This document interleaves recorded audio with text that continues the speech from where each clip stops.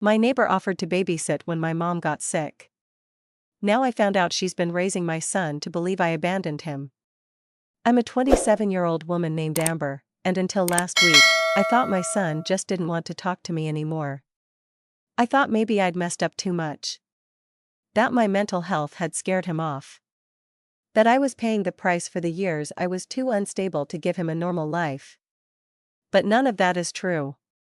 The truth is so much worse. My neighbor, Teresa, who helped out when I was recovering from postpartum depression, she's been raising my son to believe I abandoned him. That I didn't want to be his mother. That she rescued him from me. That I was some selfish, unstable woman who ran off to find herself while he suffered alone. And he believes her. It started 5 years ago. I gave birth at 22. No support. My mom had a stroke the month I found out I was pregnant. The baby's father? Gone before the second trimester. He said I was too much. Said he wasn't ready for a family. I never heard from him again. I had no siblings. No savings. No real plan. I moved back into my childhood home to care for my mom and raise my son. His name is Elijah. And from the second he was born, I loved him more than anything, but I also felt terrified. I couldn't sleep. I cried constantly. I hated myself every time I had a panic attack while holding him. Postpartum depression hit me like a tidal wave. But I hid it. Until one night, I broke. I was sitting in the hallway at 3 a.m. holding Elijah, rocking back and forth, sobbing uncontrollably. My mom was in bed. I was exhausted. Empty. Scared I'd mess everything up, I whispered out loud, "I don't think I can do this." And that's when Teresa stepped in. She lived across the street. Early 50s, retired social worker, always smiling. She had brought us casseroles when Mom got sick. Checked in with a friendly wave. That night, she heard me. She knocked gently. Brought tea. Said she'd been through depression herself. Said it was okay to ask for help. Said she could take Elijah for the night, just so I could sleep. I said yes. And I hated myself for it. It became a routine. Teresa would watch Elijah a few nights a week so I could rest or focus on Mom, sometimes for a few hours, sometimes overnight. She never charged. She said she wanted to help. That she believed in women helping women. She called me strong. Said I was brave for doing it all alone. Said Elijah was lucky to have me. And I believed her. Then things started to shift. Elijah began asking to sleep at Teresa's. He said her house was more fun. She had a dog. A backyard. Cable TV. She gave him sugary cereal I couldn't afford. I told myself it was harmless. She loved him. He was safe. And I was trying. I started therapy. Got on medication. Found part-time work doing transcription. Started stabilizing my life again. When Elijah turned 3, I felt strong enough to take him back full-time. I told Teresa, gently, that I'd be cutting back on her help. That I was grateful, but ready to take over completely. She smiled too hard. Said she understood. But something changed in her tone. She said, "You know, he calls me Mama T when you're not around. Isn't that sweet?" I laughed awkwardly. Said, "Yeah, that's cute." But something in my stomach turned. Then I noticed Elijah pulling away from me. Small things at first. He stopped saying "I love you" at bedtime. Started calling me Amber instead of Mommy. Refused to eat the meals I cooked, saying Mama T says we don't eat that. I asked Teresa about it. She laughed. He's just imitating what he hears. He's testing boundaries. I believed her. Last year, my mom passed. I was crushed. But I stayed functional. Focused on Elijah. I planned a memorial. Invited Teresa. She gave a speech about how proud she was of me. How strong I'd become. She looked like family. Everyone said I was lucky to have her. A month after the funeral, I got a job offer in a nearby city, better hours, benefits, stable pay. I'd finally be able to afford childcare without favors. I told Teresa the news. That I'd be taking Elijah with me. She went completely still. Then said, "I'm not sure that's in his best interest." I blinked. "Excuse me?" She looked me dead in the eyes and said, "You're not stable, Amber. You've come far, but you still have episodes. You still struggle. He needs consistency." I laughed nervously, thinking she was joking. She wasn't. 2 days later, Child Protective Services showed up at my door. An anonymous report. Concerns of neglect. Emotional instability. Unsafe environment. They did a full visit. Inspected everything. Asked Elijah questions. He told them he wanted to stay with Mama T. He said, "Amber leaves a lot. Mama T takes care of me." I sat there, frozen, as my own child described me like a babysitter. Like a stranger. CPS closed the case. No evidence of abuse. But the damage was done. Elijah refused to come home. After CPS left, I sat on the kitchen floor for hours. My body felt like it didn't belong to me anymore. Like I'd been hollowed out. Not because I had something to hide, but because everything I thought I'd rebuilt, my progress, my stability, my connection with my son, was a lie. And someone else had written it. Elijah was only 5, but he looked at me like a stranger. Like I was someone from a distant memory, like a face he couldn't quite place. When I asked if he wanted to come home, he said, "Mama T's house feels more like home." He didn't say it with anger. He said it like it was a fact, and that hurt worse. I asked Teresa, again, gently, to please give us space. To step back. That I appreciated her help but needed to reconnect with my son. She nodded. Said, "Of course." Smiled that same smooth smile. Then the next day, Elijah didn't come home from school. I panicked. I called the school. They said he'd been picked up by his guardian, Teresa. I said, "I never listed her as a guardian." They told me the paperwork was updated, by her. She'd apparently brought a notarized letter weeks ago, claiming I was unwell, and had given temporary custodial rights to her. I drove straight to her house, heart pounding. I knocked. Rang the bell. No answer. So I banged. That's when she opened the door and said, calm as a priest at a funeral, "You need to leave before I call the police." I said, "Give me my son." She replied, "Elijah doesn't want to come with you. And until a court says otherwise, he's staying here." I lost it. I screamed. Cried. Threatened to break the door down. She shut it in my face. When I called the cops, they were cold. Custodial disputes are civil. You'll need to take this to court. I asked them if they'd just let any woman walk off with someone's child if they had a fake letter. They shrugged. Told me to calm down or they'd escort me away. I couldn't breathe. That night, I filed with a lawyer. Used what little savings I had. Took out a small loan. Started the process of reclaiming custody of my own child.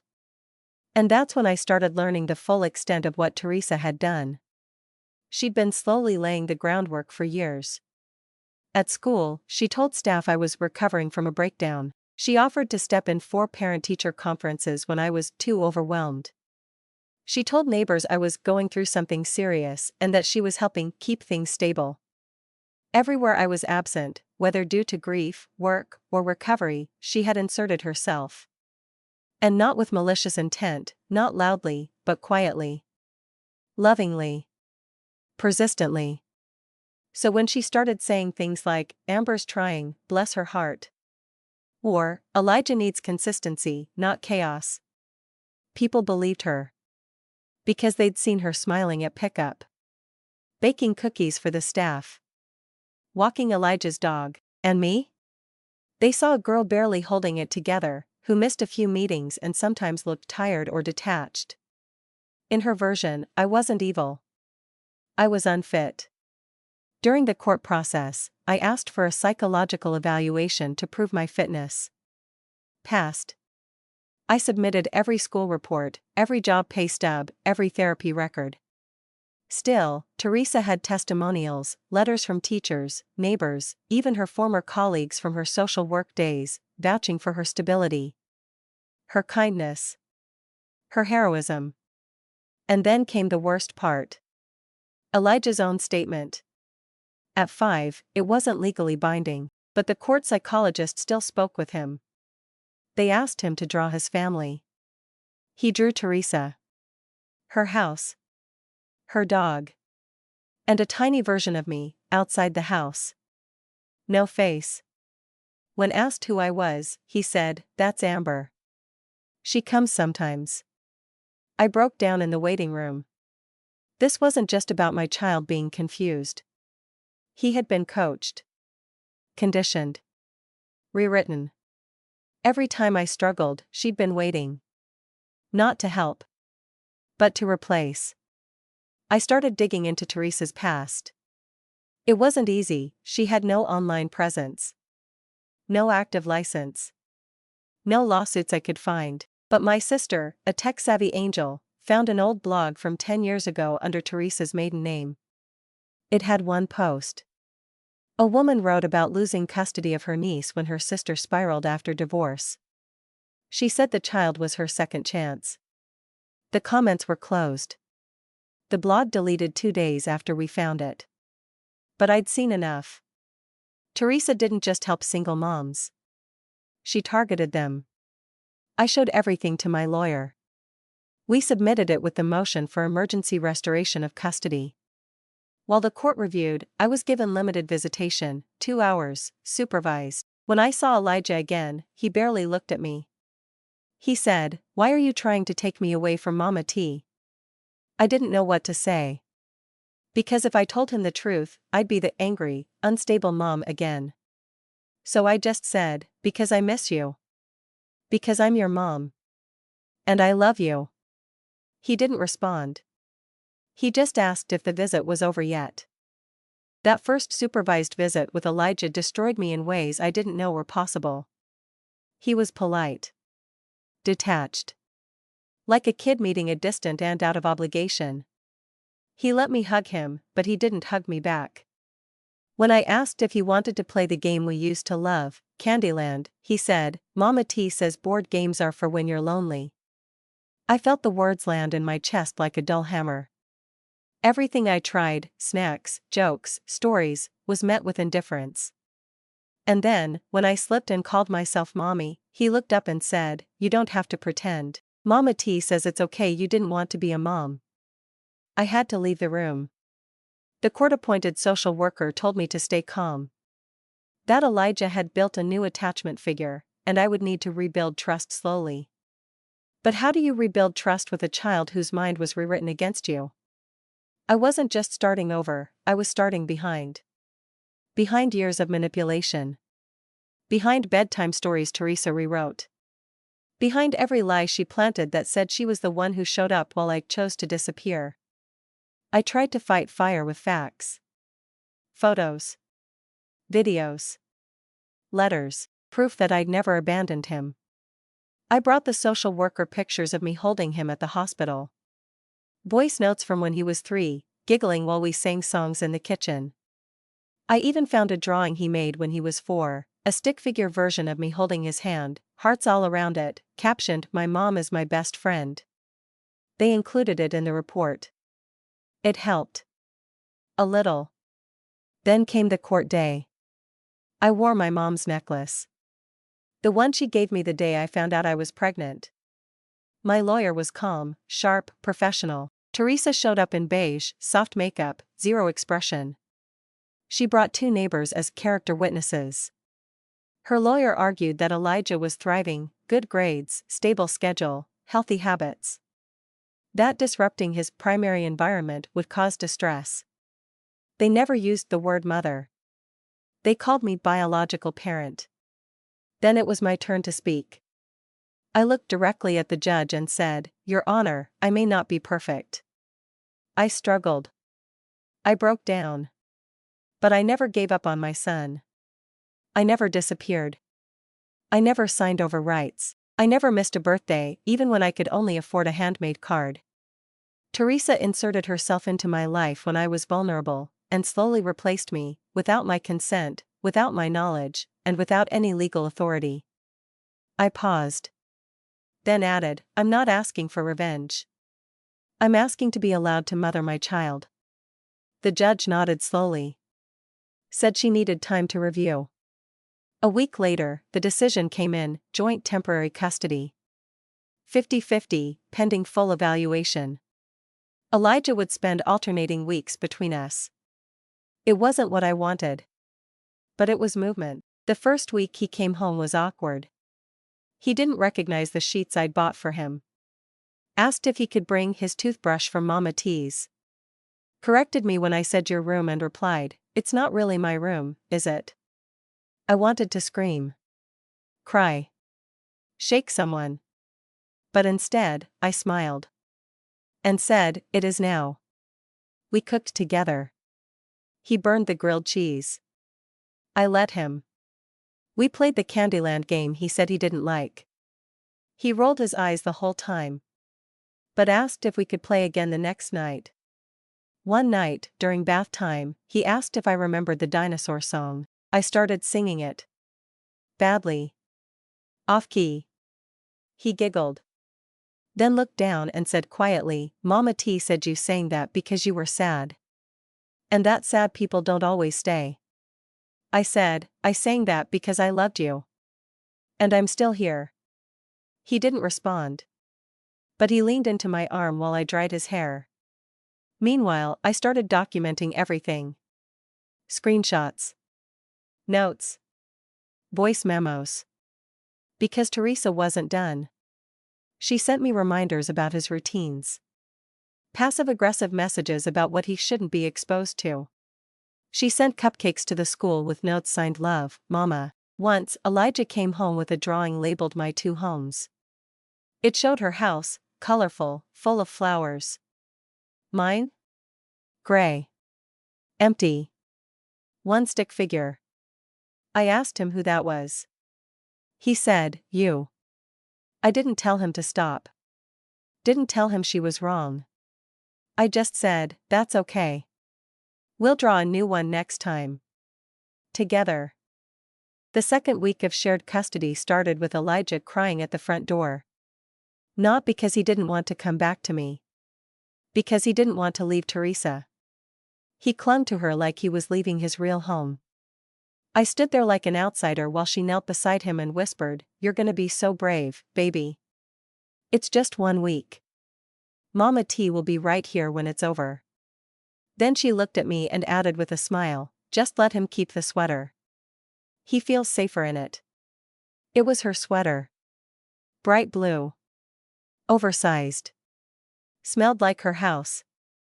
I let him wear it, and I cried alone in my car after I got him buckled in. That night, he barely spoke to me. He wouldn't eat the dinner I made. Said Teresa makes real pasta, not mushy stuff.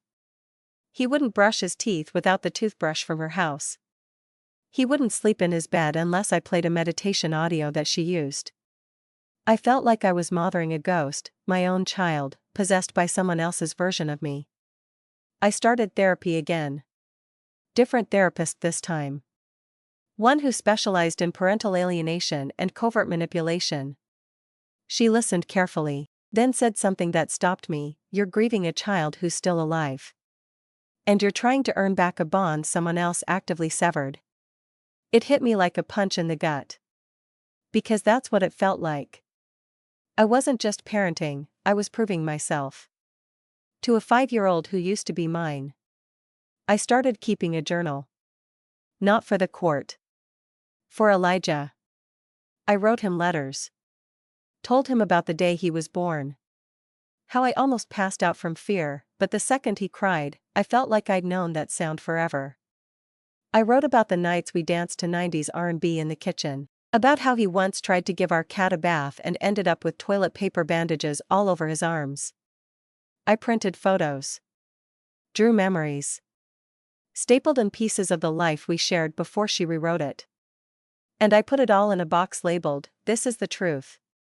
At the next custody hearing, my lawyer requested a forensic child psychologist. Not to interrogate Elijah, but to assess emotional coercion. The court approved it. A month later, we had the report. And it was damning. It said Elijah exhibited signs of loyalty conflict, split attachment, and verbal scripting inconsistent with his age. In plain English? He'd been taught what to say. Rewarded for choosing Teresa's version of reality. Punished with subtle withdrawal whenever he expressed affection for me. He wasn't being taken care of. He was being trained. We used the report to push for full custody review. Teresa fought it. Claimed it was bias. Said I was coaching Elijah to turn on her. But this time, the judge wasn't buying it. She ordered a temporary no-contact period. Teresa wouldn't be allowed to see or speak to Elijah for 30 days. To give us space. To reset. I was terrified, not because I didn't want time with my son, but because I didn't know how much of him was still reachable. The first night, he cried for her in his sleep. Called out Mama T 3 times. I didn't correct him. I just sat beside his bed and whispered, "I'm here. I've always been here." The next morning, he was quiet. But he let me pack his lunch. He wore a shirt I picked out. He let me hold his hand on the walk to school. Tiny steps. But they felt like cracks in the wall she built between us. Halfway through the no-contact period, we had a breakthrough. We were watching a cartoon together. Out of nowhere, he asked, "Was I a hard baby?" I said, "Sometimes. But never in a bad way." "Why?" He shrugged. Looked down. Mama T said some babies break their mommies. That's why you left. I froze. Then I took a deep breath. Elijah. I never left you. I was sick. I was tired. But I never, ever stopped being your mom. You didn't break me. You're the reason I got up. He didn't say anything. But he leaned into my chest. And stayed there. The day before the contact ban ended, Elijah asked if he had to go back. I said, "It's up to the judge." He looked at me and said, "I don't want 2 moms. Just one. The real one."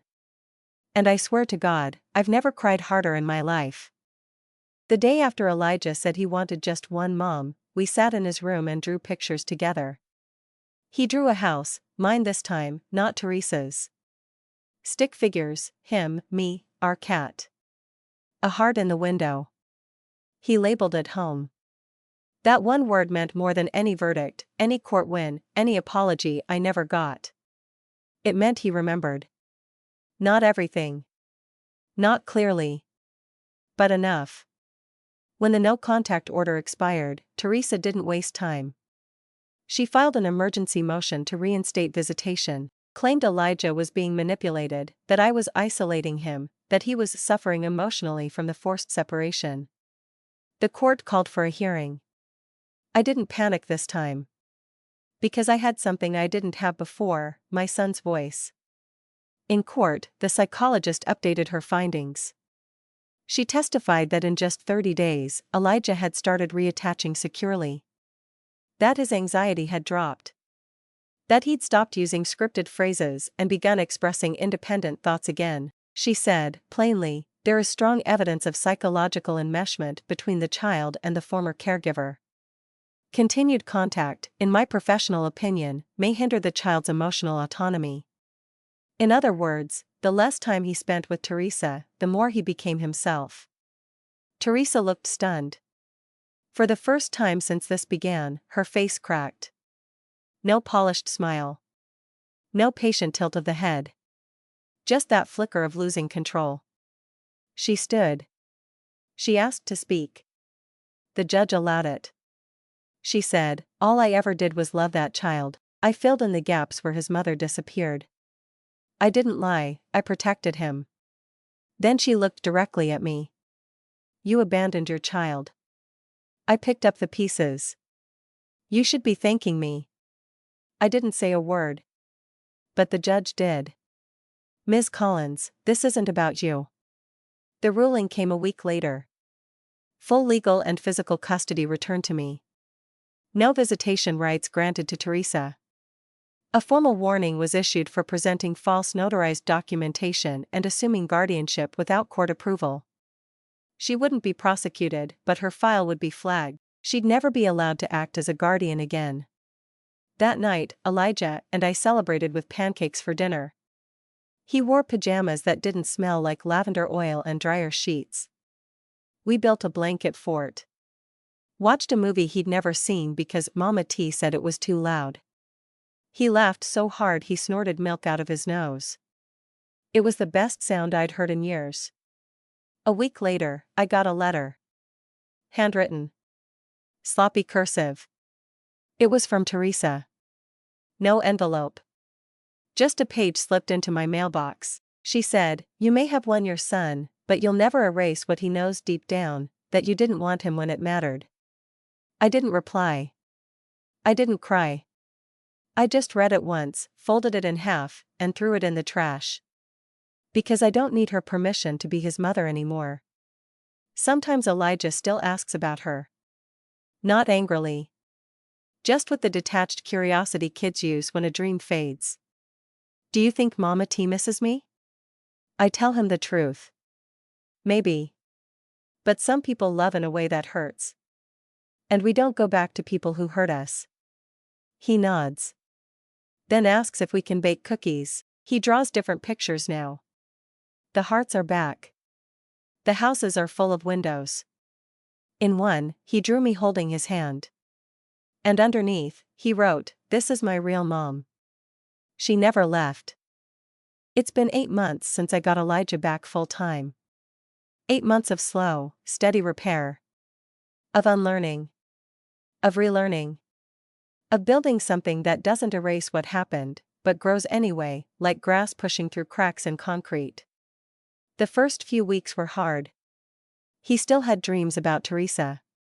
He'd ask questions like, "Do you think she's eating dinner alone?" Or, "Do you think she misses our dog," even though it was never his dog. It was her narrative.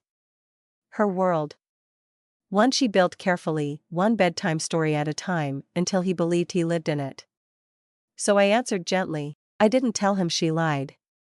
I told him that sometimes, people pretend too hard when they want to feel important. And sometimes, they confuse helping with taking over. That's what Teresa did. And that's why she's not in our life anymore. Therapy helped. We found a brilliant child therapist named Ava who used play therapy, drawing, and gentle affirmations to help Elijah rebuild his sense of self. And mine too, in a way.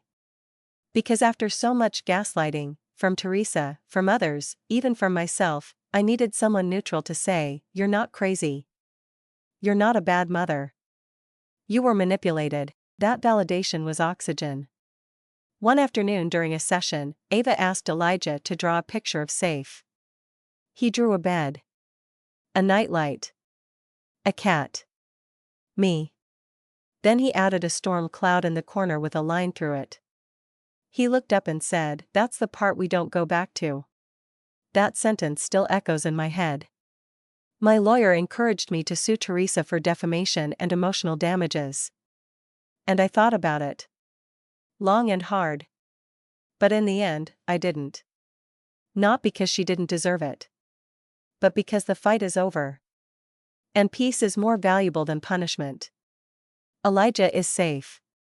He's healing. And I'm finally being seen for what I am, not a broken woman, not a burden, but a mother who never stopped fighting, even when no one believed her. I kept the box. The one labeled, "This is the truth." We go through it together sometimes now. Photos. Drawings. Letters. He asks questions. I answer honestly. And each time, the wall Teresa built between us gets thinner. More transparent. Until one day, I hope, it disappears entirely. I still see Teresa sometimes. At the grocery store. At the gas station. Always in passing. She doesn't look at me. But I look at her. And I don't feel hate anymore, just pity. Because she thought love meant possession. Control. Dependence. But real love sets you free. Elijah started first grade last month. At a new school. On the first day, he brought in a family photo for a class project. His teacher told me later he stood proudly in front of the class and said, "This is me and my mom. I didn't always live with her, but I always belonged to her." I cried when she told me. But this time, they were the good kind. The kind that finally feel like closure. I don't understand how someone can steal years of your life, your bond, your identity, and still believe they did it out of love. Follow me for more stories.